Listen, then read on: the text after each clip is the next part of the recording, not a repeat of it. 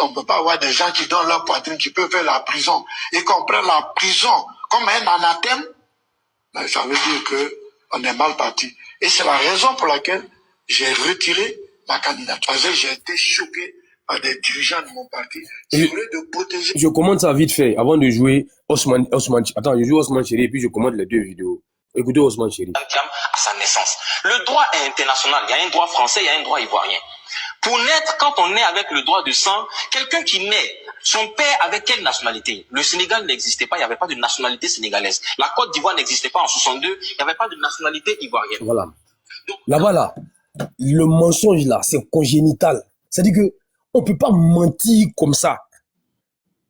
Regardez, Maurice Kakou Gikawe, ancien médecin d'Oufoué, ancien ministre, ancien secrétaire exécutif en chef, des gens qui ont mené le combat, qui a fait la prison pour le PDCIDA. C'est-à-dire que le PDCI l'investit comme candidat pour être député à Gagnoa sous-préfecture. Je reprends. Le PDCI le choisit pour être son candidat, pour être député. En ce moment-là, il y avait un contrôle judiciaire. En ce moment, nous étions en 2021. Le contrôle judiciaire existait, mais le code PDCI valide sa candidature parce que les candidatures là, c'est d'abord, tu es d'abord adoubé par le parti avant que tu passes déposer à la CEI. Donc le parti accepte qu'il ira sous la bannière du PDCI. On accepte ça. Il est élu brillamment. Il bat le candidat RADP, il bat le candidat PPACI, il bat Johnny Pacheco. Il est élu vaillamment député. Le PDCI est d'accord avec ça. Et puis après, le même PDCI là vient s'asseoir. Maurice, viens s'il te plaît. Et ce sont les hauts cadres, les vice-présidents, tout et tout, qui l'appellent. Maurice, viens. Tu sais, tu vois ta candidature là, à la tête du PDCI, c'est bizarre. Tu suis contrôle judiciaire. Donc vraiment, il faut retirer sa candidature. Maurice lui a dit, mais pour être président, le même dossier qu'on debout pour être au PDC, président du PDCI, c'est le même dossier pour être président et pour être député. Mais vous avez accepté. J'ai été député. Le Conseil constitutionnel, là, la plus haute juridiction a validé pour que je sois député. Maintenant, vous, dans mon parti, vous me dites que non, mon dossier, là, ça fait pas bien. Parce que je suis sous contrôle judiciaire. Je tiens à vous rappeler que le contrôle judiciaire n'est pas une mise en examen. C'est différent de la mise. Il n'a jamais été mis en examen. Gikawe dit, c'est méchant. C'est lui qui le dit. Il dit, c'est méchant et il était choqué. Et regardez, est-ce que vous voyez Gikawe mouiller le maillot? Pour vous, j'ai fait la prison. Pour vous, je suis allé à la Maca. Et puis, vous venez me dire à cause de Thiam, quelqu'un a retiré ma candidature. Et il y a les Kevin là qui vont venir défendre ça. Mais c'est-à-dire que, est-ce que vous pouvez dire, est-ce que Kevin là, il peut s'arrêter même à l'orteil de Gikawe? Donc, il ne peut pas tenir, ne vous rabaissez pas. Gikawe dit, ils sont méchants. Gikawe ne parle pas de Ouattara, Gikawe ne parle pas de... Gikawe dit, PDCI là, ils sont méchants. Regardez ce qu'ils m'ont fait à moi, Gikawe. Il est là, hein. Voilà, merci. Qu'est-ce que Gikawe n'est pas le neveu de Oufoué? Gikawe est là. Après sa sortie là, il n'y a pas quelqu'un, Brendoumi qui est fort dans son... Brendoumi n'a pas proché. Brendoumi n'a pas dit un mot. Parce que ce que Gikawe a dit, c'est la vérité. Les gars, sont sérieux. Imaginez-vous ça, c'était au RADP. Mais tu allais voir les Kevin là, sorti les vidéos là, jouer. La vidéo de Gikawe là. J'ai hâte de voir ce qu'un Tchamis va dire dessus. Il savait pertinemment que si on laissait Gikawe se présenter, Gikawe allait battre Thiam. Gikawe allait battre Thiam sans... À plat que tu n'y a rien. Et pour éviter ça, on dit qu'il faut retirer ta candidature. Marius Konan, il était pratiquement le directeur de campagne de Gikawe, le député de la Tiegouakro, a répété la même chose que Gikawe a dit. Et on nous a appelé pour dire on n'a qu'à retirer nos candidatures parce que Gikawe est sous contrôle judiciaire. Or, le même Gikawe là, vous l'avez adoubé pour être le candidat du parti à Gagnoa. Il a gagné. Le Conseil constitutionnel n'a pas invalidé sa candidature. Mais vous là, vous dites n'a qu'à retirer. Non, il ne peut pas en parler, frère. Aucun Tchamis ne peut en parler. Aucun Tchamis ne peut en parler. Je reprends. Maurice Kakou Gikawe pour les enregistreurs. Maurice Kakou Gikawe. Ancien médecin d'Oufoué. Éminent cardiologue. Brillantissime. Devant l'Éternel. Et puis, ministre. Pendant plusieurs années. Secrétaire exécutif en chef du PDCI pendant plusieurs années. Député sortant de Gagnoa sous-préfecture. Il est candidat pour être président du PDCI. Il a été élu avec le même dossier qu'on prend pour déposer pour être député là, pour être président. Pour être président du PDCI, c'est le même dossier. Les hauts cadres, les hauts dignitaires du PDCI le convoquent. Il a assis, on dit, Maurice, il faut retirer ta candidature parce que tu es sous contrôle judiciaire. Maurice est choqué. Maurice dit pourquoi? Mais mon dossier là, c'est le même dossier qui est déposé pour être député, ça a été validé par le Conseil constitutionnel. On dit non, il faut retirer. Il dit que c'est méchant. Je vais faire rejouer encore. Écoutez-le. Il dit c'est méchant. Ça m'a choqué. Il ne parle pas d'autres personnes, il ne parle pas d'Aoudé Ouattara, il ne parle pas de RADP, c'est le PDCI qui l'insulte. Il dit c'est méchant. Je vais faire rejouer. Voilà. On dit il a dit ça où? Ok. Je vais faire rejouer. Voilà pourquoi j'aime rejouer les choses. Voilà, vous voyez, Jean Gaufra dit qu'il y a une bonne explication. Ok, il y a un qui dit il a dit ça où? Ok, je vais jouer ça. Ou pourquoi c'est bon de répéter les choses, non? Je vais rejouer. Il y a un qui est arrivé, il dit il a dit ça où? Écoutez, hein, je tiens à vous dire, c'est pas un montage. C'est Maurice Kakou Guiraoui qui parle. C'est parti. Je suis candidat. Et mon parti me reçoit.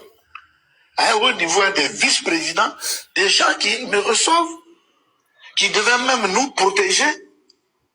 Ils me reçoivent et me disent non, que parce que tu es en contrôle judiciaire, tu ne peux pas être candidat, c'est gênant. Alors que, sous ce contrôle judiciaire, j'ai déposé mes papiers au Conseil constitutionnel.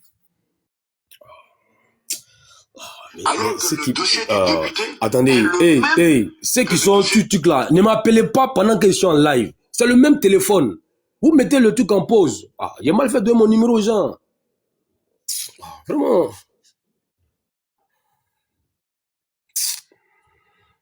Je suis candidat. Et mon parti me reçoit. Au niveau des vice-présidents, des gens qui me reçoivent, qui devaient même nous protéger. Ils me reçoivent et me disent non, que parce que tu es en contrôle judiciaire, tu ne peux pas être candidat, c'est gênant. Alors que, sous ce contrôle judiciaire, j'ai déposé mes papiers au Conseil constitutionnel, j'ai été élu député. Alors que le dossier du député est le même que le dossier du président de la République. Seulement, c'est la caution qui change. Voilà. Donc, ça veut dire quoi? J'ai rempli les critères pour être président de la République et candidat à la présidence de la République. Le Conseil... Vous avez été floué alors? Non, attends, non, c'est une méchanceté. C'est une méchanceté. Ah, vous avez pris ça comme une méchanceté? Ah oui, oui. Et j'ai été choqué que c'est eux qui devaient me soutenir, qui avancent ça comme un obstacle. J'ai pas apprécié, c'est pas militant. Donc je me suis dit, mais le parti a cessé d'avoir des combattants. Parce que si on veut avoir des militants de salon, et qu'on ne peut pas avoir des gens qui donnent leur poitrine, qui peuvent faire la prison, et qu'on prenne la prison comme un anathème, ben, ça veut dire qu'on est mal parti. Et c'est la raison pour laquelle j'ai retiré ma candidature. Parce que j'ai été choqué par des dirigeants de mon parti qui, au lieu de protéger, ont voulu régler des comptes. Ok. Il a lâché les mots. C'est méchant. C'est la méchanceté. Le PDCI, là, son seul crime, en plus, je pense que c'est parce qu'il n'est pas le parent du fouet. C'est parce qu'il n'est pas Paoulé. Si, excuse-moi, excuse-moi. Boloy, je vais prendre ta place. Il y a le grand frère Daouda en bas. On va le faire monter quand il s'en va. Non, mais je peux pas faire non, attends, Soma, laisse Boloy. Fils du Noba déjà parler. Fais monter Daouda. Ok. Après, il va le monter. Voilà. Okay. Comme fils du Noba déjà parler. Ok. Donc, c'est la méchanceté. C'est la méchanceté. Et des gens là, des Européens de Tiam vont venir discuter avec nous. Voilà ça. Monique Kagigo, il est au pays, hein. Mais Tiam là, Ado a éternué, il a fui. Bon, Ado n'a pas encore éternué, Ado s'est levé. Il voulait sortir une phrase, Tiam a fui. Tiam a fui. Gigaou, il est resté là. Gigaou, lui, il est resté là. Bon, je joue Osman et puis je conclue. Voilà. On va faire monter un peu le live. Vous allez voir comment ils sont les amateurs. Écoutez Osman Chérif, qui dit qu'en 1962, la Côte d'Ivoire n'existait pas encore. Voilà. Et les gens comme ça veulent discuter avec Kokora. Kokora, celui-là, c'est non-niveau. Là, il ne peut pas faire débat avec nous. Attends, il était en bas tout à l'heure, il est parti. À sa naissance. Le droit est international. Il y a un droit français, il y a un droit ivoirien. Pour naître, quand on naît avec le droit de sang, quelqu'un qui naît, son père avec quelle nationalité? Le Sénégal n'existait pas, il n'y avait pas de nationalité sénégalaise. La Côte d'Ivoire n'existait pas en 62, il n'y avait pas de nationalité ivoirienne. Donc, quand Voilà. La malhonnêteté, on sait tous que indépendant de la Côte d'Ivoire, 7 août 1960. Indépendant du Sénégal, je pense que c'est quelques mois plus tôt, avril 1960. On sait tous. On sait tous que dans les pays de l'AOF, là, le premier pays qui a dit non à De Gaulle, qui a pris son indépendance, c'était Sékou Touré, 1958. Ça, on le sait. Mais on vient nous dire qu'en 62, la Côte d'Ivoire n'existait pas. Les gars, soyons fiers de nous, parce que nous ne sommes pas des menteurs. Le PDC sont des fiefs menteurs. Et Gikawe, là, il n'y a pas qui connaît PDC Gikawe. Gikawe, là, il a fait Oufoué, il a fait Bédié. Il est resté là. Et on est venu lui dire, il faut t'écarter, on va placer Thiam. Valérie, la dame Valérie Apotato, mais Daoud est là, il a côtoyé la dame, puisqu'elle est passée, je pense que plusieurs fois sur le plateau. Elle dit Thiam, mais même pas, il n'était même pas à jour de ses cotisations. Quand on l'a élu président, il n'avait même pas 10 ans de présence.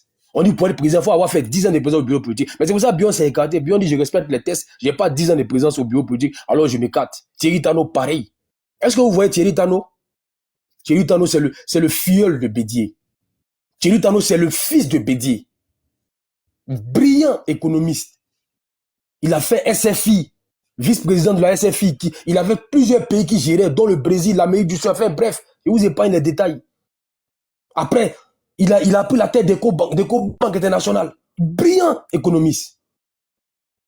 Il s'est éclipsé parce qu'il dit je ne fais pas 10 ans dans le bureau politique. Et puis lui, Thiam, comme c'est Thiam, son seul fait d'âme, c'est être le petit-fils d'Oufoué. Alors on le parachute, on écarte tout le monde. Mais est-ce que vous voyez encore Gikawe dans les meetings? Je l'ai dit quand on a commencé le live. Est-ce que vous voyez Gikawe encore? Est-ce que vous le voyez au front? Pourquoi j'ai fait le front pour aller faire prison et puis Daniel me dit non, faut te garder parce que j'ai fait la prison? Il s'est mis à l'écart. C'est les Osman Chérif là qui dame le pion à Gikawe aujourd'hui. Donc ils ont créé la frustration. Vous ne verrez pas ça au RADP. Au RADP là, on respecte la hiérarchie. On respecte les anciens. On ne frustre pas les anciens. Les petits se mettent à côté. Ils respectent les doyens. Mais au PDCI, c'est la frustration perpétuelle, permanente. Et c'est les Kevin là qui ont pris le dessus maintenant, qui insultent les gens comme Bion, qui a été député, qui a été maire, qui a été président du conseil régional. On dit il n'est rien. Le seul élu, tu prends Boaké pour monter, c'est le seul élu PDCI. Il a fait mordre la poussière au parti au pouvoir à Dabakala chez lui. Mais on dit qu'il ne représente rien. On dit il n'est rien du tout. On le traite comme les CIV là, eux qui insultent Bion. Bion c'est qui? Bion c'est quoi? Comme si c'était des moutons qui avaient voté pour Bion. C'est ce qu'on nous sait. Monsieur Konaté, merci. J'ai fait la même remarque. Vous n'étiez pas là. Daouda va nous répondre, puis j'ai chuté tout à l'heure. Kokora aussi est là, il va essayer de nous aider. Mais Kokora, la question que je pose pour chuter, mais où est passé Maître Blessy? Parce que j'ai dit ce matin, mais ça fait un moment, je ne le vois pas. Après la décision là, le procès que tu as vaillamment, brillamment remporté, normalement, c'est lui qui devait réagir en tant qu'avocat du PDCI, mais on ne l'a pas vu.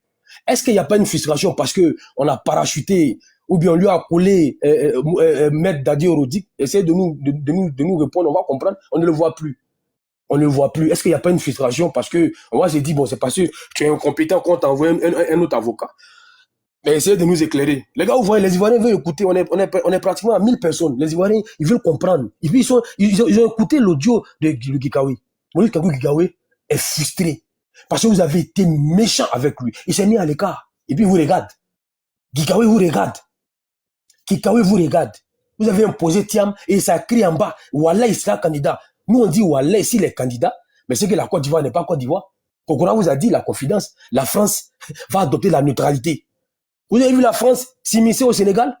Mais ça va vous interpeller. Vous avez vu la France parler dans le dossier sénégalais? Kokora, merci pour l'information. Je me rappelle maintenant que quand, comment ça s'appelle, Sonko a été condamné, mais j'ai pas vu un communiqué du Quai d'Orsay. Alors là, pas du tout. Une sombre affaire, on va dire le mot, c'est sombre et célèbre maintenant, une sombre affaire de la dame, on dit d'aller se faire masser dans un salon, on l'accuse, on dit corruption de la jeunesse. Il a été condamné, écroué. Mais sa candidature était invalide. Vous avez vu la France parler? Non, pas du tout. Neutralité. Et parce que Macron serait l'ami de Thiam, donc comme la justice a rendu une décision, un article qui date de 1948, alors Thiam, comme il est l'ami de Zuckerberg, ou bien il est l'ami de tous les banquiers du monde entier, on va faire un communiqué pour intimer l'ordre à Alassane Ouattara de mettre non, attends, mais vous êtes con, vous rêvez. On a demandé à l'autre, là, je conclus, comment il s'appelle là oh, il cherche son nom, le gars de la société civile là. Parfait, quoi, il cherche son nom. Gervais Sako. Kokora lui demande, qu'est-ce qu'il aime chez Hassan Ouattara? Il répond, il dit ceci, il dit, tout homme a des qualités. Il dit, mais la qualité que je connais à Hassan Ouattara, c'est sa sérénité face à toutes les situations. Et je l'ai toujours dit ici, sa sérénité me fatigue. La sérénité de Ouattara me fatigue. Mais il dit, vieux là, il compte sur quoi? Il panique jamais. Ça gueule, ça piaille, mais il est toujours calme, froid, et il agit. Et on est là. Nous sommes en quoi? En mai. On vous donne rendez-vous dans 1 mois pratiquement. Hein? Il y aura le congrès. On aura d'ici là la liste définitive. Thiam ne sera pas sur la liste. Thiam ne sera pas sur la liste. Et le pays ne prendra pas feu. Si vous faites comme vous avez fait à Grand Laou, une marche, ou après vous vous rendez à la préfecture, donnez une motion au préfet, alhamdoulilah, le gouverneur est prêt à encadrer la marche. Le chef de la police a reçu Brendoumi. Il dit oui, on est prêt à encadrer vos manifestations. Mais vous respectez les lois de la République. Si vous voulez faire 1 milliard de meetings, la police va encadrer. Mais si vous débordez, vous allez subir les conséquences. Voilà, donc je fais mon micro. Voilà, Soma, prends le relais, faites monter la température. Voilà, je viens. Et tu racontes quoi, ce gars? Tu vois? Mais ce gars raconte n'importe quoi, mais il y a 1000 personnes qui l'écoutent. Attends, je réponds, monsieur, là, vite fait. Alpha 011, je raconte n'importe quoi, mais il y a 1000 personnes qui m'écoutent. Tu vois? C'est ça. Ce gars raconte n'importe quoi, mais il y a 1000 personnes qui m'écoutent. Toi, même si tu parles, il n'y a même pas 2 personnes qui vont t'écouter. Tu vois? Je raconte des bêtises, mais il y a 1000 personnes qui écoutent ce que je dis. Ça veut dire que c'est intéressant. Si c'est pas intéressant, ils ne vont pas m'écouter, ils vont partir. 1000 personnes, ça veut dire que c'est une salle comme ça remplie. Ils sont assis, ils prennent leur connexion et puis ils nous écoutent. Mais toi, tu es là, tu es en bas. Tu fais partie des 1000 personnes. Le gars qui raconte n'importe quoi, mais toi, tu l'écoutes. Daoud va raconter n'importe quoi, mais tu vas l'écouter encore. Tu es mazo. J'aime mon mot là. Tu n'aimes pas porno, mais tu regardes. Va regarder Dos, va regarder Albayan et puis tu quittes ici. Ok, Soma, vas-y. Oh, monsieur Kokora, est-ce que vous êtes là? Non, je vous écoute, je suis avec les grands frères là. Donc Ok, ok. Daouda, comme tu es monté, tu as quelque chose à dire? Je viens de monter, je veux comprendre d'abord le sujet de quoi il s'agit et puis après. Ok, ça marche, il n'y a pas de souci. Monsieur Boloy, est-ce que tu es là? Oui, oui, vous m'entendez? Vas-y pour tes 7 minutes, on t'attend très bien. D'accord, merci beaucoup de me donner la parole. Et excusez-moi, je suis un peu grippé, donc il se peut que j'ai quelques ralentis de voix dans ma prise de parole. Bon, en premier, dans ma prise de parole d'abord, je m'excuse si les propos que je vais tenir vont heurter certains, c'est pas mon intention. Bon, une fois ceci posé, je veux parler du thème et répondre à certaines personnes qui ont pris la parole bien avant moi. Je pense que le PDCI est victime de crimes de lèse-majesté. Je m'explique. Quand monsieur Bakongo, le bien nommé, se met lors d'un meeting et qualifie Tidjane Thiam d'ingrat, lui reprochant d'avoir été ingrat parce que le président Ouattara aurait manœuvré pour qu'il ait un passeport, pour qu'il ait les pièces, je me demande bien de quelle ingratitude il parle en fait. Parce que si je me réfère à ce qu'il a dit, alors je suis en droit de penser qu'il attendait que monsieur Thiam, quand il allait venir il allait intégrer le marigot politique ivoirien, il allait adhérer au RDR, parce que c'est là que moi je juge l'ingratitude. Donc monsieur Thiam, se laissant aller à ce jeu-là, pense qu'il a affaire à des gens qui font la politique de façon comme des gentlemen, alors que le RGTP c'est pas ça, ils font la politique autrement, de manière très brutale et sans sentiment. Donc je pense que monsieur Tidjane Thiam est victime de crise de lèse-majesté et du fait qu'il n'est pas adhéré au désir du RDR, ils l'ont mis face à la loi qui, je suis désolé de le dire à mes amis du PDCI, est juste, elle s'est appliquée à lui justement. Voilà, il aurait dû prendre des mesures en amont, se préparer en amont, parce que je reste persuadé que s'il avait adhéré au RDR, mais s'il avait conclu une alliance tacite, ce procès-là ne lui aurait pas été intenté. Bien que ce procès soit juste et légitime, mais je pense que M. Thiam, avant de prendre cette distance avec le RDR, n'a pas pris des dispositions en amont, comme se séparer de sa nationalité bien avant tout ça. Donc ce qui lui arrive, c'est triste à dire, mais c'est la justice. Donc, quand j'ai fini de dire ça, j'ai écouté l'intervenant de M. Billon qui a pris ses 7 minutes pour taper méthodiquement sur Thiam. Aucune critique sur le parti au pouvoir. Ce genre d'opposition-là, je pense que le RDR en raffole. Boloy, c'est le RHDP, s'il te plaît. Oui, oui, pardon. Excusez-moi, excusez-moi, c'est un réflexe pavlovien. Le, Allez-y, le allez-y. RHDP, le RHDP raffole de ce genre d'opposants-là qui tape plus sur sa famille politique que sur le parti au pouvoir. Maintenant, je veux parler de ceux qui ont parlé de Jacquin qui a dit ici qu'il faut qu'on respecte les lois, il faut qu'on respecte les lois. Bon, je ne sais pas c'est quoi l'expression, je sais pas, on dit c'est le corbillard qui se fout de la morgue, mais un truc comme ça, mais euh, la topo qui se fout du manioc. C'est le RHDP qui va donner des leçons de respect de loi. Ce parti a menti à toute la Côte d'Ivoire. C'est-à-dire l'appareil du parti a menti à toute la Côte d'Ivoire en 2016. Monsieur Louka a pris position contre ça, donc il ne peut pas dire le contraire. Il y a Sanson Kambile qui est parti devant les députés, qui a menti devant les députés. Monsieur, comment il s'appelle, Bakongo, qui a écrit la constitution avec d'autres personnes, qui a menti sur une chaîne de télévision. Monsieur, il y a un autre, mais j'oublie son nom, qui a dit que lui pouvait mettre ses deux mains au feu, mettre ses deux pieds au feu, pour garantir que le président ne pouvait pas. C'est ce parti-là qui a venu dire aux gens qui ne respectent pas la loi, commencez par respecter d'abord la constitution qui est la loi suprême, avant de dire aux gens de respecter la loi. Donc, sur ce plan-là même, il ne faut pas qu'ils se donnent des trucs, un parti de menteurs, un parti de démagogues, parce que c'est le même parti qui en 2010, avec les affiches de démagogie, disait que tel prix, c'est à cause de la guerre, et en 2020 nous explique que du fait que l'huile est chère, que les denrées sont chères au marché, c'est à cause du Covid, et c'est à cause de la guerre en Ukraine. Donc, des denrées peuvent être chères pour une guerre qui se passe à plus de 10 000 km, mais ne peut pas être chères pour une guerre une crise qui se passe dans le pays. Donc, en termes de démagogie, le RDH, je pense qu'ils occupent le premier rang. Le RHDP, ils occupent le premier rang dans ce domaine-là. Maintenant, j'ai envie parlant du cas du président Laurent Gbagbo, de Blé Goudé et de M. Soro Guillaume. Je pense que les lignes sont en train de bouger. J'ai lu un article de monsieur Méambli, je ne sais pas si je ne me trompe pas. Monsieur Méambli, qui est, je pense, conseiller régional ou président du conseil régional, si je ne m'abuse. Corrigez-moi si je me trompe. Qui dans son article a, a exhorté en filigrane le président Alassane Ouattara à flancher, à faire preuve comme Marius Komoi aime à le répéter, de magnanimité pour que la situation politique en Côte d'Ivoire soit apaisée.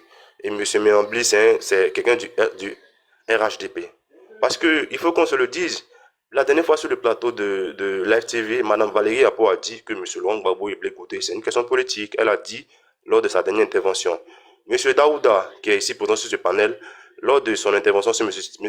Thiam, lors de l'une des émissions de cette semaine ou la semaine passée, je ne me rappelle pas, a dit autant on peut penser que la situation de Laurent Gbagbo et de Blé Goudé peut être assimilée à une situation politique, autant M. Thiam, c'est purement juridique, ça s'applique à lui. Donc les langues sont en train de pencher et même M. Arthur Banga l'a dit sur le plateau de NCI. Donc si les communicants, même les gens qui prennent souvent des positions proches du pouvoir, arrivent à tenir ce genre de position-là, ça veut dire que nous, on a déjà gagné la guerre culturelle ou même la guerre de mots, parce que nous, depuis le début, on dit que c'est une justice politique ou même des procès politiques qui sont accolés à ces gens-là. Donc, une fois ceci dit, je pense que nous, au PPACI, on n'attend pas d'aide extérieure. Le président Noir a dit qu'on va prendre les rues et c'est ce qu'on va s'évertuer à faire pour prendre les rues, pour établir le rapport de force. Et je pense que si le rapport de force est établi, les voix vont flancher. Parce que même au RDH, il y a des fissures. Il y a M. Kafana qui a eu à réprimander M. Pictogo parce que celui-ci a empêché M. Boudoumi d'aller a voulu intervenir pour que M. Boudoumi n'aille pas répondre à la convocation. Donc, nous, on est assez serein dans l'opposition. On n'attend aucune leçon du RHDP, aucune leçon de respect de loi, aucune leçon de procès en démagogie. On est droit dans nos bottes et on attend sereinement. De toutes les façons, on ira aux élections en 2025. C'est sûr. On ira aux élections. Le président Laurent l'a dit, on ira aux élections. Il ne cherche aucune gloire personnelle, on ira aux élections. Quoi qu'il en soit, on ira aux élections.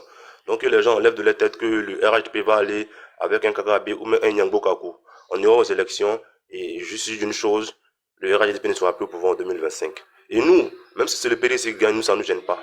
Maintenant que ce pouvoir n'est plus là, c'est ce qui nous intéresse parce qu'on veut une autre façon de faire la politique dans le respect de nos lois, pas un président qui dit une chose pendant qu'il est dans l'opposition et vient dire une autre chose pendant qu'il est au pouvoir. C'était ma prise de parole. S'il y a des motions, je les prends ou j'attends ma prochaine prise de parole. Merci, Monsieur Boloy. Merci, Monsieur Boloy. On va avancer Les gens continuent à taper.